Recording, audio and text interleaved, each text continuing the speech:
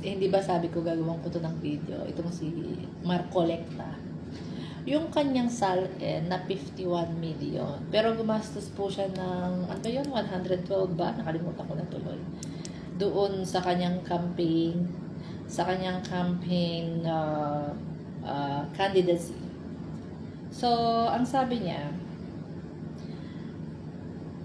tapos, ay hindi pa pala. Tapos, meron po siyang 10 million na sports car na ginagamit niya dyan sa pagpunta-punta sa Senado. Isipin nyo ha, 51 million lang ang salin, pero 10 million po yung sasakyan. And tapos, yung nagastos niya sa kanyang, sa kanyang campaign candidacy is nasa 112 ba? Nakalimutan ko po ha. Correct me if I'm wrong. So, eto na nga. So, na-interview siya ngayon sa sa Net25. Ano ang dahilan ng lolo ninyo? Ano po ang dahilan ng lolo ninyo? Bakit daw yun ang inilagay niya sa salin niya? Nagsisinungaling. Sinungaling nga ang matanda na ito. Ang sabi niya kasi, yun daw iba doon is donasyon ng mga kaibigan niya. Ang sabi niya pa, yabang niya. Alam niyo naman na marami akong kaibigan. Sino ba naman ang taong walang kaibigan? Ikaw naman. Diba? Lahat po ng tao maraming kaibigan. Sabi niya, sino ba naman alam niyo naman na sabi niya, na marami akong kaibigan. At yung mga kaibigan ko, nag-donate daw talaga sa kanya yan. Diyan sa campaign.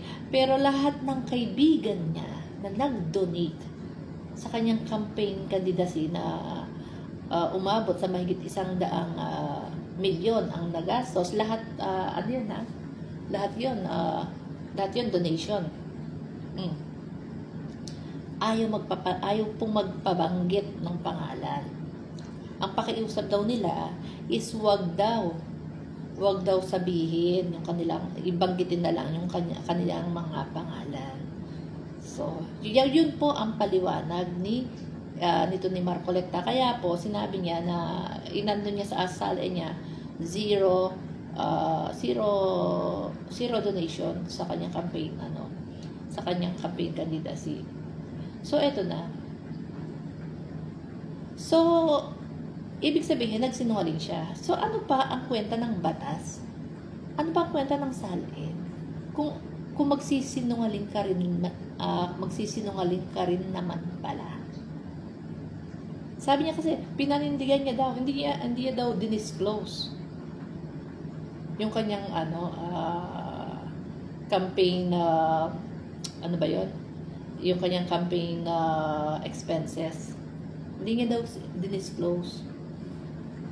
Hindi po ba kapag katapos ng eleksyon, kailangan nila mag-submit kung magkano ang nagastos nila sa kanilang campaign at kung sino-sino po yung mga nag-donate sa kanila. Kailangan po yan is-submit sa COMELEC. Di ba nga dapat pag nag-over yung yung expenses kagaya ni Camille Villar tsaka ni Amy Marcos, more than 1 billion umabot ang campaign expenses, di ba?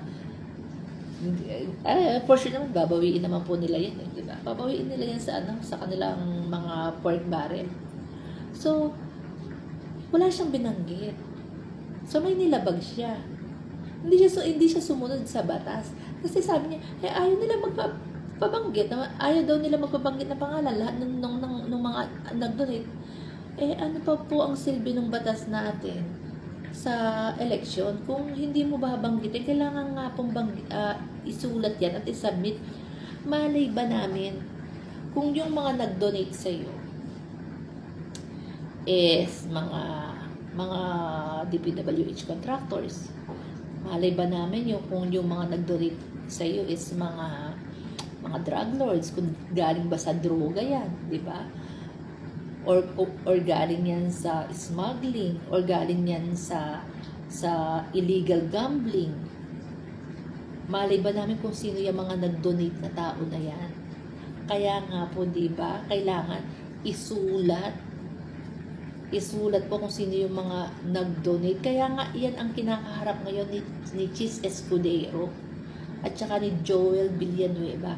Kasi yung mga donators nila sa campaign nila, is mga DPWH contractors. Yung isa, best friend niya pa. Diba? So, ano ang silbi kung nilabag mo rin naman pala? Kung hindi ka pala sumusunod sa batas. Tapos, gusto niyo kapag kay BBBM, sumunod tayo sa batas. Sundin natin ang proseso. Pero kapag kayo, ayaw niyong sundin. Kasi ayaw magpabanggit ng ng mga kaibigan ko. Kaya sinunod ko sila. So, sinunod mo yung mga kaibigan mo, pero hindi mo sinunod kung ano yung sinasabi ng batas na kailangan mong i-mention. O, diba, ginagago tayo nitong matanda na ito. 51 million ang salin. Walang business. 112 or 115 ang ginastos sa campaign rally. 10 million yung sports car. Idadahilan niya, yung ginastos lahat sa campaign niya, mga kaibigan niya. Huwag na daw sabihin kasi utang na loob na lang daw niya yun. Utang na loob. So magbabayad ka ng utang na loob doon sa mga kaibigan mo. Kagaya ng ginagawa ng panahon ni Digo. Hanggang ngayon, puro utang na loob. So magbabayad ka ng utang na loob. Ano kayang utang na loob? Paano mo kaya babayaran yung utang na loob na yan? Ano ang nakakompromise? Marcoleta. Diba? Kasi sabi mo, utang na loob na lang eh. So, hindi ka pwedeng hindi makakahindi. Ano ba yan? Baka flood control budget din yan, di ba? Baka flood control project na ibibigay mo rin, di ba? Baka ganun din ang mangyayari kasi utang na loob. Hindi mo sinulat. Mas pinanindigan mo yung nangako ako sa kanila na hindi ko sasabihin mga pangalan nila. Pero yung nakasaad sa batas na sinasabi mo, na sundin natin ang batas, sundin natin ang proseso, lagi nyo dinidigdig na tuwing may lalabas na warrant of arrest from ICC, sundin natin ang batas. Ito ang proseso, pero kayo hindi kayo mismo sumusunod. Pinagmamalaki mo pa. Diba? Pinagmamalaki mo pa.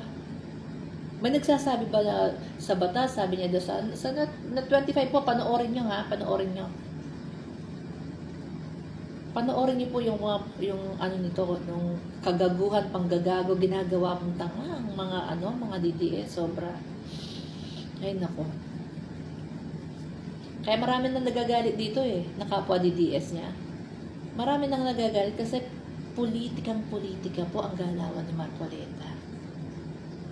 So, ngayon, paano namin malalaman yun? Sino yung mga nag-donate sa'yo? Paano kung kontratista yan ng DPWH?